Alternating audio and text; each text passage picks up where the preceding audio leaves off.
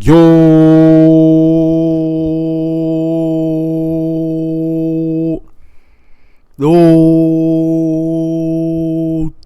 we back with the boy Flocka Boo, aka Flocka B. You know what's going on, man. This time we got y'all with a crime react. Y'all heard? Crime booms in the building. So what we doing this time, we're gonna be reacting to some chilling, I think it's chilling scares or some shit like that. He got some shit he dropped. These shits be fire. I used to watch these on my off time, off camera and shit. So I want to see if y'all fuck with it. They said YouTubers that became murderers. I'm not gonna lie to y'all. This shit gonna be crazy. These shits, the last time I heard about some shit like a YouTube becoming a murderer or unaliving somebody, bro, them niggas be bogged out. They be wilding. So we gonna see what they talking about. Go ahead, drop a like on the video right now. Just to thank God that everybody woke up. Go ahead, drop a like. And anybody new here, go ahead, drop a sub. Become a part of the flock. Hit that sub button and hit them bells next to that sub button after you sub to be notified whenever I drop a video. Without further ado, we about to drop right into it. Let's see what they talk about. 9-year-old American scientist who was working as a professor of molecular biology in Dresden, Germany. A big part of her job at this institute was to travel around the world and hold conferences on the latest developments. Suzanne Eaton was a 59-year-old American scientist who was working as a professor of molecular biology in Dresden, Germany. What are you doing? A big part of her job at this institute was to travel around the world and hold conferences on the latest developments in her field. In July of 2019, she traveled to the scenic Greek island of Crete for one of these conferences, not knowing that this was going to be her last, and that the person responsible for her end would be caught because of his videos on YouTube. The incident happened... Vlogging murders? That's what they doing? A conference. So niggas vlogging hats now. So they done killed this lady and then he started vlogging it after he caught the hat? Or did he give us a day in the life of catching the hat? Let me stop trolling. This nigga is sick. He actually, the fact that he recorded this shit is crazy. Let's see what they talk about. I don't know if he recorded the actual murder or he recorded after, you know? Suzanne spent time with her peers and played the public piano in the venue's lobby before saying her goodbyes and heading out to her hotel in the afternoon. Sadly, this was the last time anyone saw Suzanne alive. Her coworkers noticed her absence when she didn't... 2 second shot.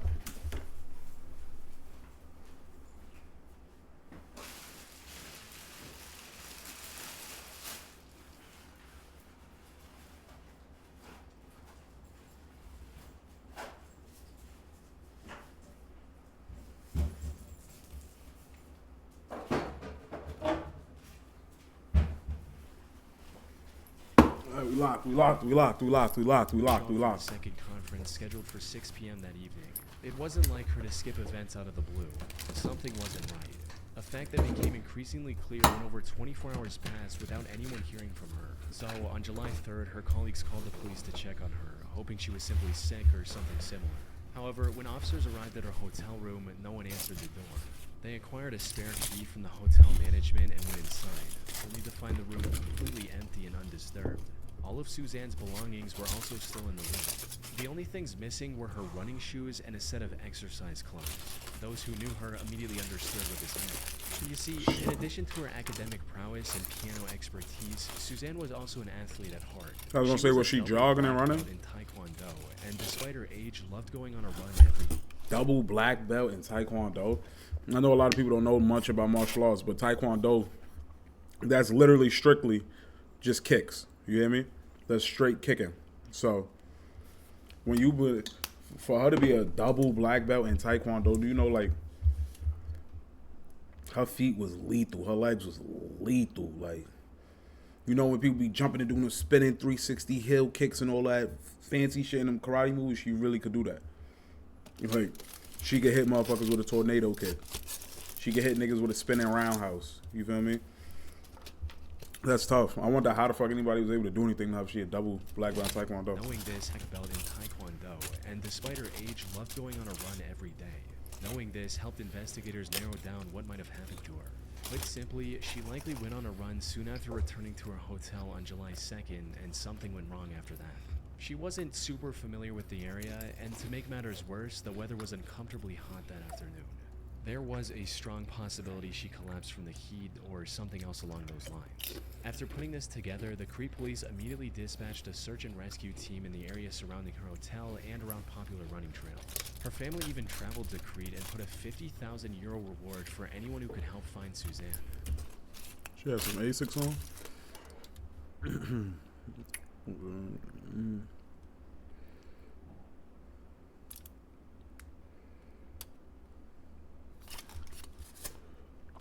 Unfortunately, Suzanne was nowhere to be found.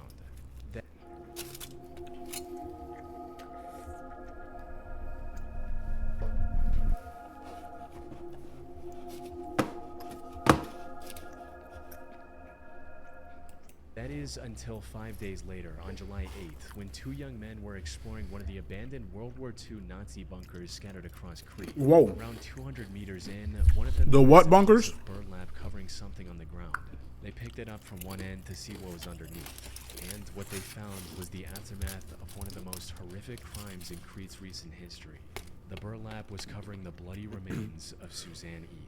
Damn. A later autopsy report discovered that Suzanne had several broken ribs, multiple fractures. Damn. Prayers and love and peace and blessings to her family, man. That's crazy as fuck. What the fuck? Not for real though. Prayers to her family. Prayers to her family. A later autopsy report discovered that Suzanne had several broken ribs, multiple fractures throughout her body, a missing ear, and much what? More. Whatever happened to her certainly was not an accident. The Look at investigators began searching for multiple fractures throughout her body, a missing ear. Multiple fractures throughout her body and a missing ear? A missing ear. Level 10 threat. That whoever did this is a level 10 threat. Get him going. Much more. Whatever happened to her her, was not an accident. Whoever did this. Investigators began searching for clues, and fortunately it didn't take long for them to make their first major breakthrough. A set of car tire tracks leading up to the entrance of the bunker. Analyzing these tracks allowed investigators to find the car responsible for transporting Suzanne's remains to that bunker. Well, hold on. I don't know if I'm tripping, chat. I'm pretty sure. Yeah, this was weeks after she went missing. Weeks after she went missing, I found her body. And I compared the tire tracks around. I mean, yeah, but they could have been dumped her there. You know what I'm saying, chat? They could have been dumped her there. And like, y'all just now finding her, so the tire tracks could lead back to somebody who's been over there but just never discovered the body, you feel me? I don't know. Let me know if I'm tripping. It belonged to 27-year-old Yanis Paraskakis. Nope. Nope. They got him, chat. They got him. I go off looks. This nigga look like a weirdo. This nigga look like a weirdo. Look at his stare. Just look at his eyes real quick. Weirdo. Nope. He did it. A local sheep farmer. But when questioned, Yanis That's stereotype. And claimed that him driving through that area on that day was nothing more than a coincidence. Didn't I just say that? Because if her body was discovered weeks later, how can y'all, you feel me? How can them tire tracks really, like, you feel what I'm saying? How can them tire tracks be definitive proof that whoever car that is the person that dumped her? I don't think it is. I don't think that's like definitive proof. He went as far But that as nigga look weird. he didn't even know about Guilty the enough. existence of that bunker. A lie that would eventually lead to his arrest. Say that him driving through that area on that day was nothing more than a coincidence. He went as far as to say that he didn't even know about the existence of that bunker. A lie that would eventually lead to his arrest. You see, Yanis had a dream to become a successful YouTuber. He started a channel with his own name in 2012 and began posting videos. However, if you go to his channel today, all you'll find are 3 videos. This ain't the Giannis I know. The Giannis I know in the A. Hooping. Got a chip. You feel me? Got a chip under his belt. One of those. He making a Giannis name look bad. I ain't gonna lie to you. He's a weirdo, bro. Get him the fuck gone. Videos of him performing an ancient Chinese martial art and meditation technique called Qigong. That's because a couple days before Suzanne's body was discovered, Yanis deleted every other video on his channel. And once authorities recovered some of these deleted videos, it became clear why. You see, most of these deleted videos involved Yanis exploring abandoned World War II bunkers. How stupid can this nigga be? How stupid can this nigga be, chat? His excuse was he never even him going over there where her body was discovered, his car tire tracks or whatever, him being over there was just a coincidence, and he ain't even know about them bunkers. He ain't know about the World War II bunkers. They like, okay, cool, still suspicious. They like, oh, he do YouTube. What they trying to get to know the nigga? Oh, he do YouTube. They go on his YouTube. They see he got these weird martial art training fucking videos. Boom. But then they go find his old videos in the same World War II bunkers that you said you ain't know about. Don't tell me they about to find videos of you in there. They just said you was in the bunkers. So they know you know about bunkers already. You like exploring these shits. But let's find out that your dumbass recorded yourself inside that exact bunker. You saying you don't know about the bunker already is cap. Nigga, you know about all these abandoned bunkers. You explore them. So, nigga, you're done. You see, he's most cooked, of the chat. deleted videos involve Giannis exploring abandoned World War II bunkers, including the one where Suzanne's remains were discovered. He's cooked. I just said it. Chat, I don't want to go. I don't pre-watch my videos on Deucey Grave, on 22 Ashes. I do not, you know what I mean? This contradiction gave the authorities the go-ahead to formally... I don't pre-watch my videos on Deucey, on 22. It also allowed them to investigate him further, and the evidence they discovered was overwhelming. As it turned out, the land where this bunker was located was owned by Giannis's family. Investigators also... Nah. This nigga gotta be the dumbest nigga. The family owned the property? Was located was owned by Giannis's family.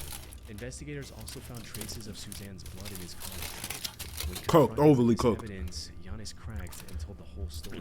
According to him, he saw Suzanne running down the road and something came over him. He hit her with his car twice before putting her in his car, driving to the bunker, and ending her life there. He later changed his story to where he was compelled to commit this crime by a demon. Unfortunately for him, the mental insanity shit ain't gonna work. And sentenced him to life in prison without the possibility of parole in 2020. Should have given him a death This penalty. should have been the end of Giannis' story.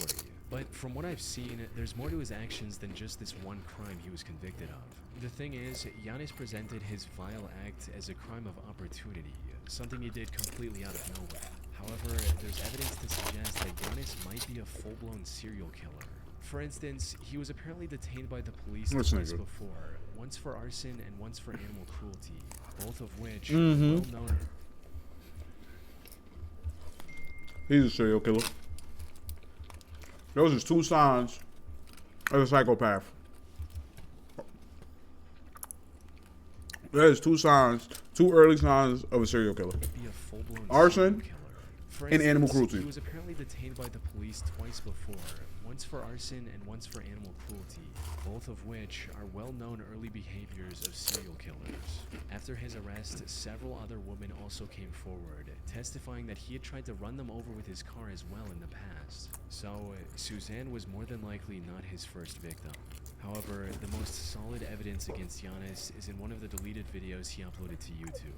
In it, we can see him showing some very human-looking bones. What the fuck? Bunker Suzanne was discovered in. These bones were never discovered by the authorities, suggesting they might have been removed by Giannis to hide evidence. But what makes this truly disturbing is what his friend says at one point in the same video. This roughly translates into, "Is this where you left that old guy?" Insinuating that Giannis had disposed of one of his previous victims in the same bunker before. And if that is the case, one can only wonder how many other people Giannis has killed over the years.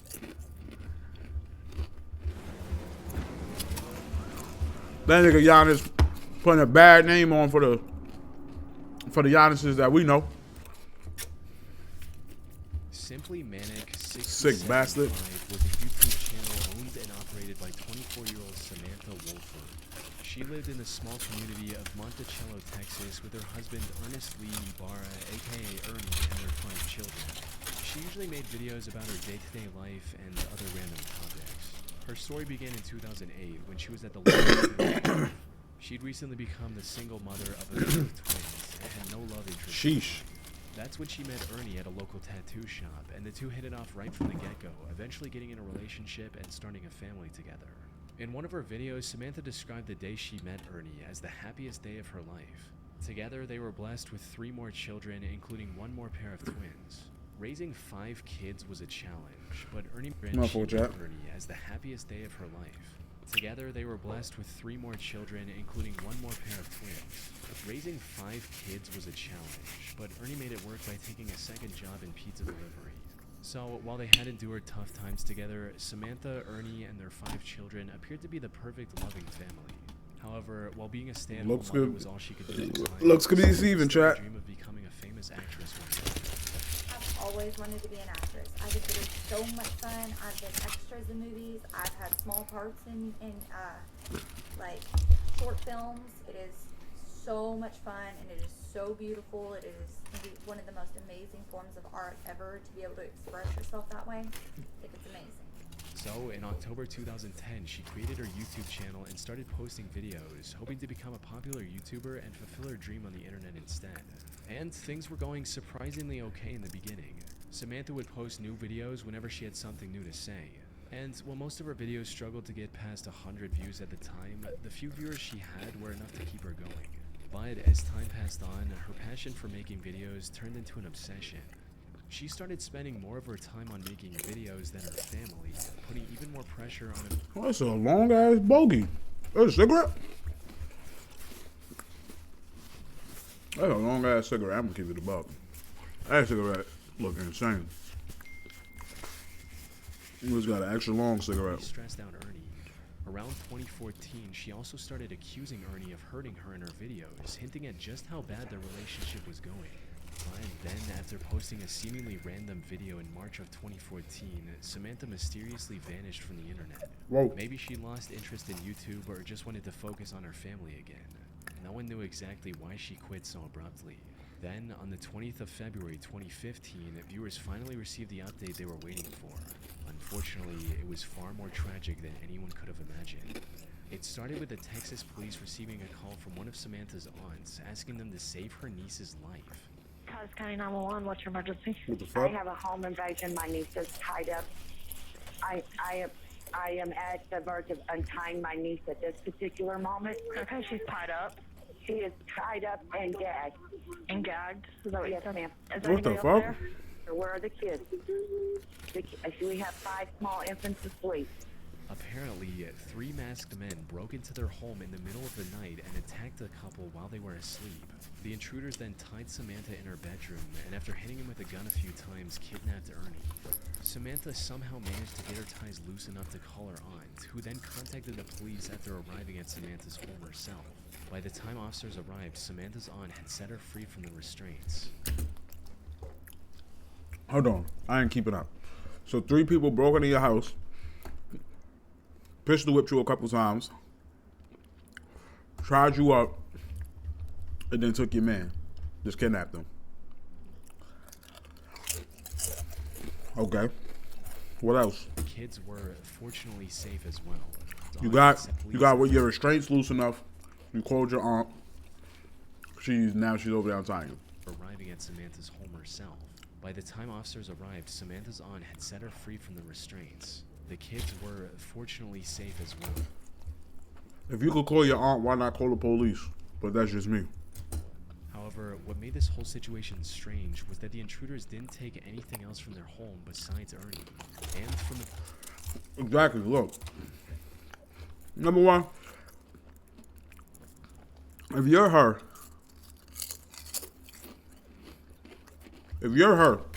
right? And 3 people just broke into your crib, tied you up, pistol whipped you a couple times, and just kidnapped your man, your husband, whatever, baby dad. And then you get your restraints loose. The first thing you do isn't go call the cops. You call your aunt, and she call the cops. She's stupid as fuck. Like, what the fuck is she talking about? People who knew him personally, Ernie wasn't the type of guy to make enemies with dangerous people. What made this whole situation strange was that the intruders didn't take anything else from their home besides Ernie. Exactly. And from the people who knew him personally, Ernie wasn't the type of guy to make enemies with dangerous people. Put simply, investigators sensed something fishy with the whole situation. But Yeah, that bitch failed weird. in comparison to the main objective, which was to save Ernie as soon as possible. Unfortunately, Samantha didn't know anything that could give investigators their first clue. With no other option, the officers took Samantha to the station for further questioning, hoping to extract any useful information they could from her. But what none of them expected was that Samantha would change up her story completely after entering the interrogation room. Where before she didn't know anything about the assailants, now she had the name of a potential suspect, John Rebel. As Samantha's story goes, she was taught... Bitch cook. This bitch either making shit up while she go, or she has something to do with it. Either, not even she making shit up as she go, or she has something to do with it. Either she making shit up as she go and she has something to do with it, or this bitch is fucking retarded. Sorry to say it, but she's fucking stupid as a bitch. Talking to her friend about Ernie's supposed attacks on Samantha, when suddenly a man with the pseudonym John Rebel overheard their conversation and started talking about how a man shouldn't treat a woman that way and that he was going to handle the situation. Well, as it turned out, a man shouldn't treat a woman with the pseudonym John Rebel overheard their attacks on Paul.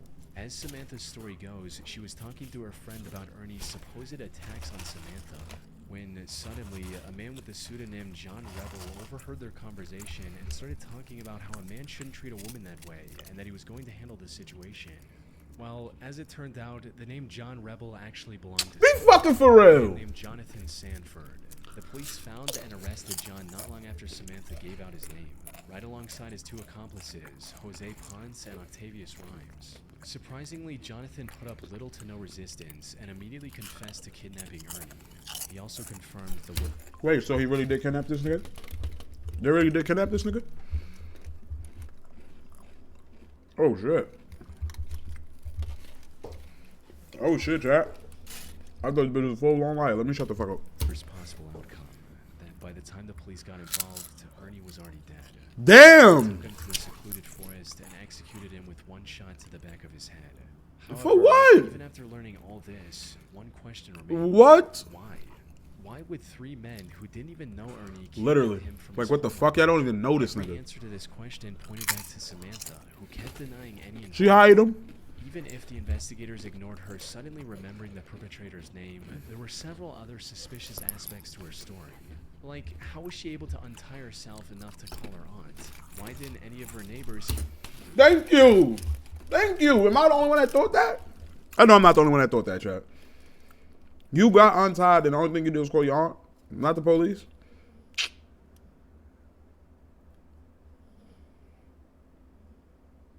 Fuck on, nigga. That's this cat. the break-in? And why were the kids all sleeping in the same room, when usually they're scattered throughout the house? It wasn't long until investigators uncovered undeniable evidence of her direct involvement. This included instruction messages she sent to Octavius when the officers were trying to call Ernie's phone, which he had on him. These read, "Kill his phone. Shut that down. Ditch phone. Move." There was no doubt about it. Oh, that bitch done. Samantha was in colluding with her husband's killers. And as the investigation went on, the real story came out as well. Samantha had apparently become addicted to the idea of becoming a famous YouTuber, and her neglect of the kids became a constant source of fighting between the couple. But instead of resolving the issue like a responsible adult, Samantha colluded with her friend's boyfriend to hatch a cartoonishly evil scheme to get rid of Ernie. They first wanted to plant hard drugs in his car and get him arrested, but later made the heartless decision that taking his life would be much easier. There's also a chance that Samantha went with the murder plan because it would have brought her more attention on YouTube. She was eventually sentenced to 149 years in prison for killing her husband. I mean, I know. You feel me? I know, okay, she got that man killed. Okay, I get that. Orchestrated it. She's sick. Yes, this bitch is neglecting her kids to pursue YouTube. Bitch not taking care of kids. She's fucking got her husband murdered to get her famous to pursue YouTube. I don't know. She's a weirdo. But they smoked her. Just say life.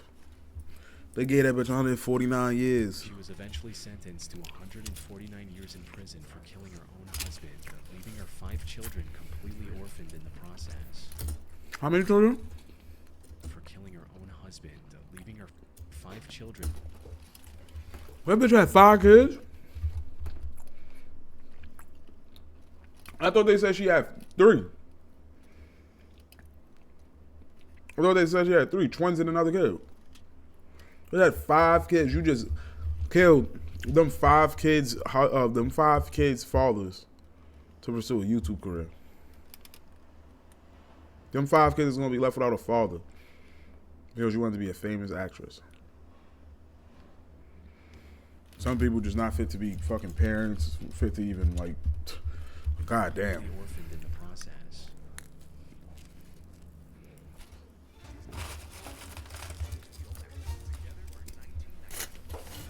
We need to find this crew.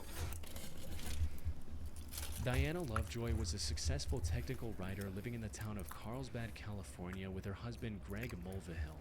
However, while her corporate job paid the bills, Diana's true passion was becoming a triathlon athlete and documenting her journey on video, resulting in her eventually starting her own fitness blog called Lovejoy Fitness and a YouTube channel by the name of Heavy DJ. She started this channel all the way back in 2008 and over the years used it to document various parts of her life. From meeting her parents after a long time to going scuba diving with her husband. At one point, she even tried to become a cooking show host of sorts. Unfortunately, her channel never really took off, forcing her to eventually cut her losses and move on with her life in March of 2012. Or at least that's what it looked like from the outside. In reality, Diana's reason for abandoning her YouTube channel was kind of wholesome. You see, Diana and Greg had been trying for a baby for years by this point. Tragically, Diana had suffered 8 different miscarriages and was quickly losing hope. But then in September of 2012, the two were That's so blessed with a crazy. perfectly healthy Sad. baby What the boy, fuck? marking an end to their struggle. However, what should have been a moment of celebration, baby tried what it looked, cut her losses and move on with her life in March of 2012. Or at least that's what it looked like from the outside. In reality, Diana's reason for abandoning her YouTube channel was kind of wholesome. You see, Diana and Greg had been trying for a baby for years by this point. Tragically, Diana had suffered 8 different miscarriages and was quickly losing hope. Ridiculous. But then in September of 2012, the two were blessed with a perfectly healthy baby boy. Yes, God, there go God. However, what should have been a moment of There you go, love man. started a downward spiral of lies and betrayals, eventually culminating in an assassination attempt. Things started going downhill when just a few months after the birth of their son, Greg lost his job, leaving Diana as the sole breadwinner. The stress of the previous miscarriages, combined with the crushing weight of having to support a family in an extremely expensive city all on her own, spelled disaster for their marriage. It wasn't long before the two were constantly fighting with each other.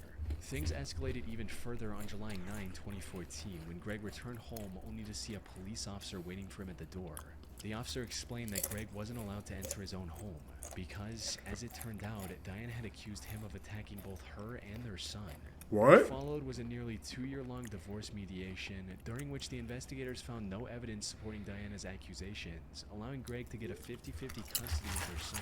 Diana was also ordered to pay a long divorce mediation, during which the investigators found no evidence supporting Diana's accusations, allowing Greg to get a 50-50 custody of their son. Diana was also ordered to pay $120,000 as a part of their divorce settlement in late 2015. But Damn, before smoked the her. divorce could be finalized, Greg received a phone call from an anonymous number that changed everything. The voice on the other end claimed to be a private investigator Diana had hired recently. And according to this investigator, he already had solid proof of the attack claims Diana had made against Greg. But for some unknown reason, he wanted to help Greg win the case, so he claimed to have left the documents taped to a power pole located on a small hiking trail near Greg's home. Greg naturally found this whole thing pretty suspicious and decided to take one of his friends with him to the pole. I don't like this, Greg. Greg, I don't like this for you, bloody. You talk about you brought a friend. You better brought a pipe. That better be a friend you brought. What? I know they said you in Cali or, you know? You want me to meet you at a random pole in the middle of the fucking woods where, not even meet you, it's a fucking, some documents taped to a pole in the middle of the woods. Talk about you trying to help me. Yeah, fuck on. You hear me? Fuck on, nigga. Now me fucked up. I come. I'm bringing my friend though. Fuck. I'm bringing pipe. September 4th, 2016. Sadly, despite his suspicions, he failed to grasp the true intentions of this strangely helpful private detective. This is 911. Yeah, my friend has just been shot. Do you know who shot him? There's a guy lying down like a sniper. A sniper? Did you see him at all? Briefly, we saw the gun, and he shot at us like 6 or 7 times. When Greg reached the pole, That nigga got sniped? Oh, fuck no. This gotta be fake. Hold on, what? Briefly, we saw the gun, and he shot at us like 6 or 7 times. When Greg reached the pole, a sniper opened fire on him, shooting him clean through the chest. Fortunately, the bullet missed his heart by mere inches, giving him a second chance at life. By the time the police arrived, the shooter had already fled the crime scene. But a quick survey of the area allowed the investigators to uncover a pair of towels the shooter left behind. Running a DNA test on these towels led to a man named Weldon McDavid, Diana's shooting instructor. Weldon tried to deny any involvement at first, but the evidence against him was overwhelming. So it's not even just a shooting instructor, it's the wife's shooting instructor. Okay. As after a thorough search, investigators were able to find another set of the same towels at Diana's place as well. They had also received CCTV footage of Diana buying the burner phone Weldon later used to lure Greg into the secluded area. These Most shits, importantly, painery. investigators also If y'all found don't know, the y'all gun know. Weldon used on Greg, hidden in the rafters of his Painery. garage. By this point, it was clear that Diana was the one who wanted to get rid of Greg, likely to avoid paying the divorce settlement and keep full custody of her son. So when trying to pay that 120 bands? So instead of you paying 120 bands, you pay somebody to get him smoke. God, that's cheap to me. That bitch cheap. That bitch cheap and she's sick. Because when you think about it, who paid the least? There's 120 bands. I ain't gonna lie, she had to pay at least 50. It's probably 50K. You could have paid another 75K, and then you had it. You definitely got it. So that other 75K you would have still been good, and you wouldn't been in jail. Bitch dumb. I know she locked up. Diana and Weldon were arrested for the attempted assassination on Greg Mulvihill and tried for their crimes in November 2017. Both were found guilty, with Diana sentenced to 26 years to life and Weldon to a harsher 50 years to life. The only silver lining in this entire case is that Greg was able to make a full recovery and is now living with his son. Okay. My boy got well, and he with baby boy. Show me your book. I'm gonna take a picture of it. The Gunnar Runar 87 channel on YouTube seems oddly wholesome at first glance. It's owned by an Icelandic boy named Gunnar Runar Sigthorsson and contains a single... What's his name? Say it again. Repeat it. Need it again. One more time. Our 87 channel on YouTube seems oddly wholesome at first glance. What's the name? It's owned by an Icelandic boy named Gunnar Runar Sigthorsson and contains... Gunnar Sunar. Hold on. It's owned by an Icelandic boy named Gunnar Runar Sigthorsson and contains... Gunnar Rutar Santorsho. A single Is that it? An Icelandic boy named Gunnar Sigthorsson and Texorsho. 3.5-minute That's video of different. him confessing his feelings to the girl he loves. Tejorno ain't playing. That shit sound like Tejorno. Confession to Hilder. In it, What? it says Hilda? things Whoa. like, Hún on efa To who? sérstakasta manneskja sem ég nokkuð tíma heitt. Ég verð svo ótrúlega glaður bara að vera nálægt henni. Það þarf ekki meira. Og Excuse me. That's all it takes, and þetta er ætlað þér. this is meant for you. Ég held sér. Because I think I've fallen in love with you. However, this seemingly heartfelt love letter turned out to be the key to solving one of the most horrific crimes in recent Icelandic history. And it all led back to Gunnar and the troubled life he had as a child. You see, Gunnar didn't have a mother growing up, resulting in him getting extremely close with his father. However, on the night of September 20th, 1996, when Gunnar was just 9 years old, his father decided to end it all using a gun. What made this already messed up situation even worse was the fact that Gunnar was in the room with his father and witnessed everything. Unsurprisingly, this took a heavy... Whoa. What the fuck type of pops did this nigga have? This nigga pops unalived himself in the same room with his son? Had his son made his son watch? Oh fuck no. What the fuck? room with his father and witnessed everything. Unsurprisingly, this took a heavy toll on Gunnar's mental health. He withdrew from the world and refused to accept his father's death as reality. Everything seemed hopeless for Gunnar. That is until primary school, when he met a girl named Hildur and instantly became infatuated with her. He'd admired her throughout school and into adulthood, but never found the courage to make a move, fearing he'd lose his only close friend. However, things changed in 2009 when Hildur got engaged to a man named Hannes. This gave Gunnar the push to do something about his feelings. Like But what? Given his shy personality, he still couldn't confront Hildur directly. So, in March of 2009, he created a YouTube channel and uploaded his confession on there. Hildur never reciprocated his feelings, but the two remained friends. Even Hannes, Hildur's now husband, didn't seem to mind Gunnar's company, something he likely regretted deeply just a year later. It all went down on the 14th What? of August 2010. If I know this nigga like my Hildur was bitch, I want invited my to a bitch. She party ain't gonna that be Gunnar around was her. attending as well. Fuck. But things got a bit out of hand, and Hildur ended up drinking too much and passing out. Given their closeness, Hold on, this shit dark as a bitch.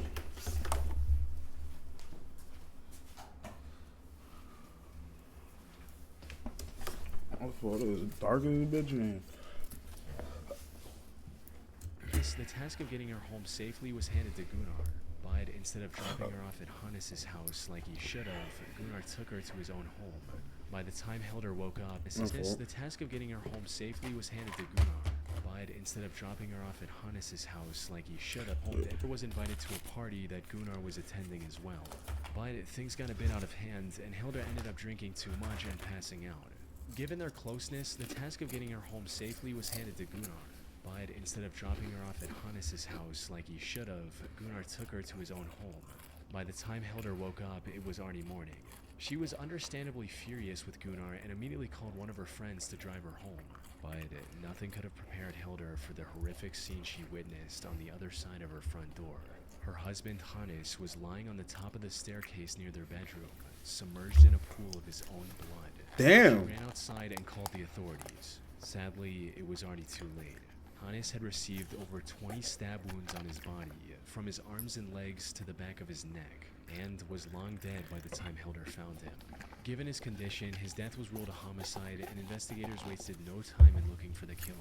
And while they initially suspected one of his business rivals of committing this horrific crime, it didn't take long for investigators to find Gunnar's video confession to Hildur and bring him in for questioning. Gunnar denied knowing anything about it and was eventually let go Gunnar. due to lack of evidence. Fortunately, What? not all knew anything about it and was eventually let go due to lack of evidence. No. Fortunately, not all hope was lost, because not long after that, investigators found a bloody shoe print next to Hannes' bed. Looking deeper into this print revealed that it belonged to a pair of limited edition Adidas shoes. At the time, there were Them only shit's 18 bad. of these specific shoes in all of Iceland, and Gunnar just so happened to own one of these pairs. This was enough evidence to detain him once again. This also gave investigators the authority to do a thorough search of his belongings, resulting in them finding residue of Hannes' blood on his shoes, as well as in his car. Once presented with this Stupid evidence, nigga. Gunnar confessed to the murder. He also revealed that he'd been planning it for months, and even shoplifted the items he intended to use to avoid purchase records linking back to him. And while he didn't admit to it, Hildur also suspected him of spiking her drink that night, since she usually never passed out like that. After committing the crime, he also drove to a nearby pier and dumped items used in the crime into the sea to get rid of any evidence. It Nigga wasn't drugs well her too, thought out number plan, one. since he The was only fuck? caught because the garbage bag he used to hide his shoe prints tore open as he walked. As for his motive, it was just as everyone had expected, with him making it clear during the investigation, stating, "I loved Hildur. She was supposed to be with me. She was not supposed to be with him." Surprisingly, Shut he your was found lame not ass up. guilty during his first trial on March 1, 2011, Wait. for the reason of insanity stemming from his messed up child. That nigga got found not guilty?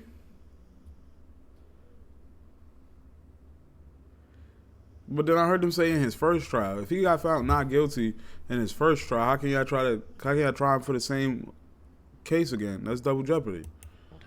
However, the prosecution argued that he was fully aware of his actions and escalated the case to the Supreme Court of Iceland. Gunnar was found guilty on this second trial and was sentenced to 16 years in prison. This was already lenient given the brutality of his crime. 16 Yet he ended up years? serving only That nigga got off. What the fuck? He shitted. 16 years. half of that sentence as well. He was released under supervision in July 2019. Gunnar home. This nigga home already. Oh, y'all better watch out, Iceland. Gunnar not playing. That nigga is sick, nigga. That nigga is on that type of timing with a girl that don't even like him. He just grew up with her, friends with her, whatever. You done killed that girl, man, because you want to be with her. I never understand those type of stories. Like, nigga, she's never going to be with you, bloody. local warehouse. That's it for this one, man. If y'all rock with this video, go ahead and drop a like. And if y'all new here, y'all want to become a part of the flock, go ahead and drop a sub. Hit them bells right next to that sub button to be notified whenever I drop a video. I'm going to highlight y'all on another one. Long live 22.